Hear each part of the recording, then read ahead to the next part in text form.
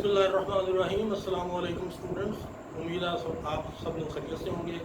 मैं first year के 5वें चैप्टर का छठा लेक्चर जो है वो शुरू करने जा रहा हूँ। हम इंथैल्पी चेंज पर बातें कर रहे थे। अब यहाँ पर कुछ इंथैल्पी चेंज की एग्जांपल्स दी गई हैं, कुछ डेफिनेशंस हैं जो आपको करवानी है। पहली जो है वो है molar heat of fusion. Fusion का लफ्जी मतलब होता है पिघलना, और ये प्रॉपर्टी ज़ाहिर है सॉलिड की हो सकती है। फ्यूज क्योंकि सॉलिड ही होते हैं, तो अगर आप एक मोल सॉलिड लें और उसको पिघलाने के लिए, उसको मेल्ट करने के लिए, उसको फ्यूज करने के लिए हमें जितनी एनर्जी की ज़रूरत होती है, that is called molar heat of fusion. Next है जी molar heat of vaporization. Vaporization ज़ाहिर लिक्विड की प्रॉपर्टी है, तो अगर आप एक मोल लिक्विड लें और उसको आप वेपर में बदलें, इसके लिए आपको जितनी एनर्जी की ज़रूरत होगी, that will be called molar heat of vaporization. Next है molar heat of sublimation. Sublimation आपको पता है सॉलिड की प्रॉपर्टी है। अगर हम किसी सॉलिड को गर्म करें और वो डायरेक्टली गैस फेज में कन्वर्ट हो जाए without passing through liquid phase, this property is called sublimation. तो अगर आप एक मोल लेते हैं सॉलिड और उसको आप डायरेक्टली कन्वर्ट कर देते हैं गैस में, तो इसके लिए हमें जितनी एनर्जी की ज़रूरत होती है, that is called molar heat of sublimation. अब यहाँ पर एक क्वेश्चन है जी कि मोलर हीट ऑफ सब्लिमेशन क्यों हायर होती है मोलर हीट ऑफ वेपोराइजेशन से या मोलर हीट ऑफ फ्यूजन से। तो इसकी रीज़न मैं आपको बता देता हूँ। फ्यूजन में आपको पता है सॉलिड जो है वो लिक्विड में कन्वर्ट होते हैं। जब सॉलिड मेल्ट होता है तो लिक्विड बनता है। लिक्विड और सॉलिड के मॉलिक्यूल्स में सिर्फ ये फ़र्क होता है कि लिक्विड के मॉलिक्यूल अपनी जगह छोड़ देते हैं, लेकिन वो अपने साथ जुड़े होते हैं, वो एग्जैक्टली एक दूसरे से दूर नहीं होते।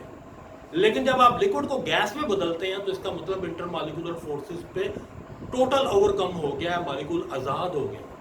यही वजह है कि आप कह सकते हैं कि heat of vaporization is greater than heat of fusion, क्योंकि फ्यूजन में मॉलिक्यूल सॉलिड से लिक्विड में आते हैं और मॉलिक्यूल एग्जैक्टली एक दूसरे को छोड़ते नहीं हैं, अगरचे इंटरमॉलिक्यूलर फोर्सेस थोड़ी सी कमज़ोर होती हैं। लेकिन जब लिक्विड के मॉलिक्यूल गैसेस फॉर्म में जाते हैं तो इसके लिए हमें बहुत ज़्यादा एनर्जी की ज़रूरत होती है, क्योंकि गैसेस में मॉलिक्यूल एग्जैक्टली एक दूसरे से दूर दूर होते हैं और इनमें इंटरमॉलिक्यूलर फोर्सेस ना होने के बराबर होती है।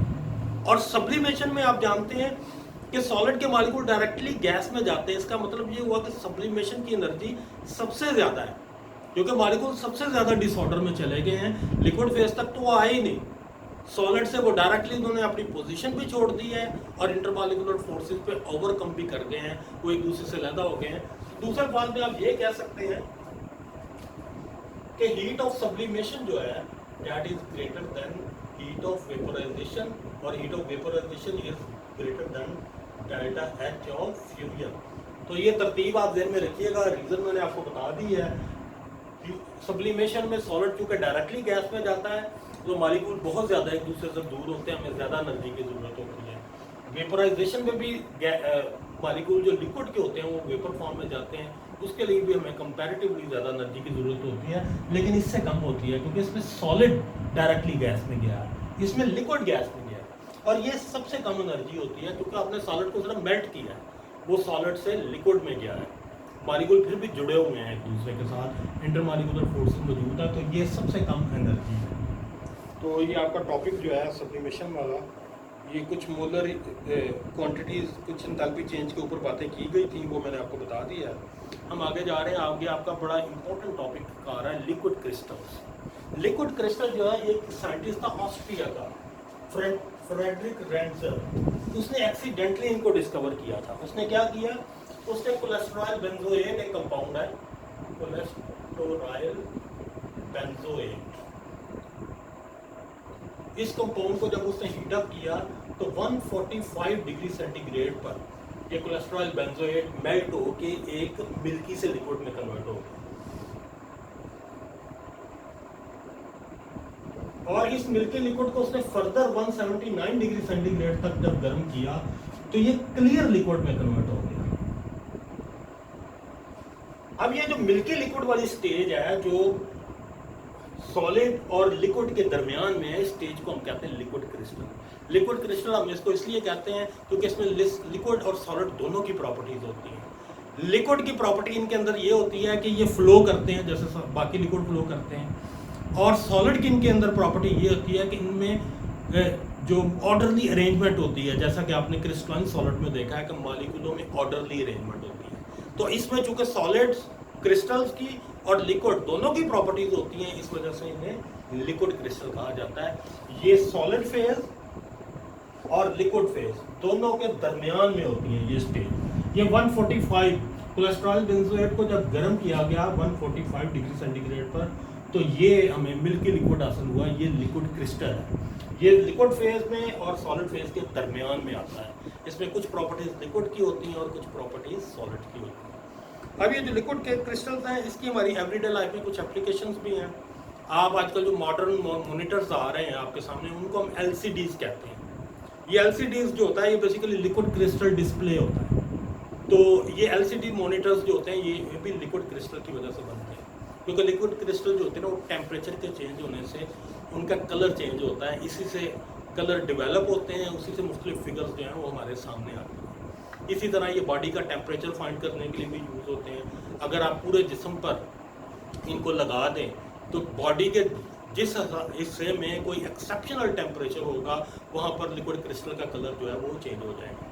तो बॉडी का टेम्परेचर फाइंड करने के लिए भी यूज़ होते हैं। बच्चों का जो टेम्परेचर फाइंड करना हो, बैरोनी टेम्परेचर, तो उसके लिए भी यूज़ होते हैं। इसके अलावा अगर सर्किट में कोई प्रॉब्लम पेश हो जाए तो उसको भी फाइंड करने के लिए जो है ना, पोटेंशियल फेलियर आ जाए अगर माइक्रो इलेक्ट्रॉनिक सर्किट में, तो उसको फाइंड करने के लिए भी ये यूज़ होती हैं।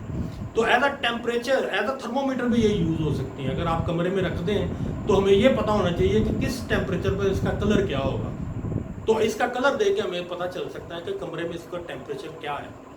तो ये एज अ थर्मोमीटर भी जो है ना वो यूज़ होती है। इसके अलावा जिस्म में अगर कोई ट्यूमर्स वगैरह मौजूद हो तो वहाँ पर भी टेम्परेचर जो है ना वो डिफर करता है। फर्ज करें बाजू में कोई ट्यूमर है या कोई ब्लॉकेज है वेन के अंदर, तो बाजू के ऊपर लिक्विड क्रिस्टल जो है वो लगा दी जाती है। जहाँ पर ब्लॉकेज होगी वहाँ पर चूँकि प्रेशर की वजह से, ब्लड के प्रेशर की वजह से थोड़ी सी हीट अराइज होगी, तो वहाँ पर टेम्परेचर चेंज हो जाएगा, लिक्विड क्रिस्टल का कलर चेंज हो जाएगा और हमें पता चल जाएगा कि हमारे जिस्म में इस जगह पर कोई प्रॉब्लम मौजूद है। तो ये मैंने कुछ इसकी एप्लीकेशन बोल दी हैं, आप पढ़ लीजिएगा इन्हें।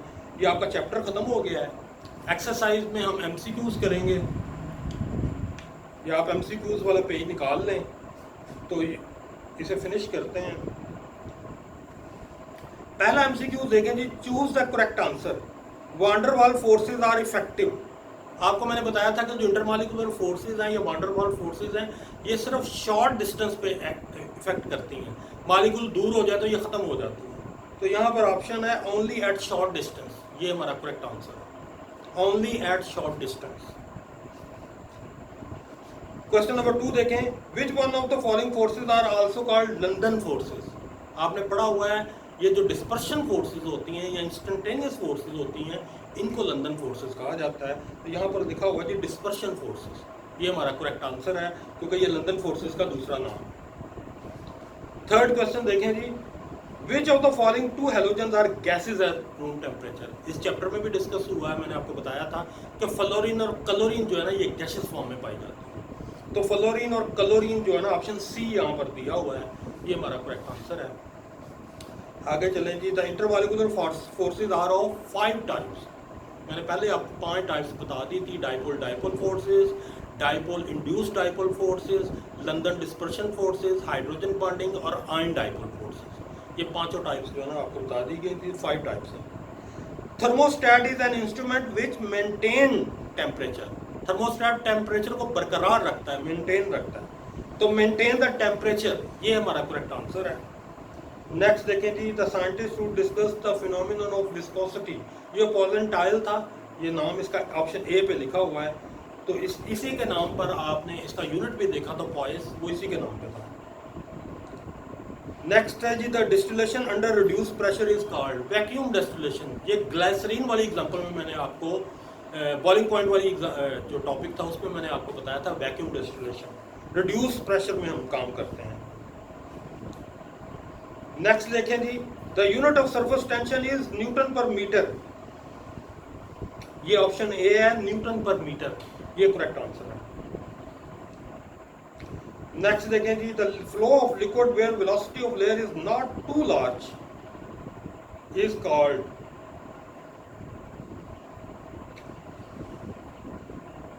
ये टर्ब्यूलेंट के करीब आएगा क्योंकि वेलोसिटी ज्यादा तेज नहीं है। वैसे तो हमने ये टॉपिक पढ़ा हुआ था विस्कोसिटी में, असल में तो उसने इसका तज़किरा ही नहीं किया, तो आप टर्ब्यूलेंट फ्लो जो है ना वो उस पर टिक कर सकते हैं।